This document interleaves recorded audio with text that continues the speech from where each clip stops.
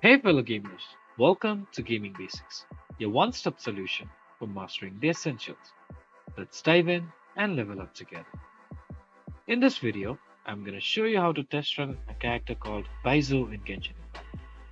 To do so, you first need to launch a game via the Epic Games Launcher, and once you're in game, press and hold Alt on the keyboard, which will bring up your mouse pointer. And then click on this icon right here. Here you can see an option called Test Run. Click on it and then click on this character icon right here. So this is the character named Baizu. So to test run this character, all you need to do is click on this try button right here and you can test run the character.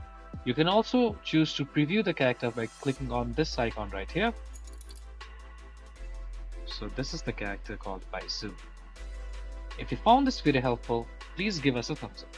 And if you have any questions for us, please feel free to mention this in the comment section down below. Also, don't forget to hit that subscribe button and ring the notification bell so you never miss out on our latest guides and tutorials. This has been your host Ace. Happy gaming!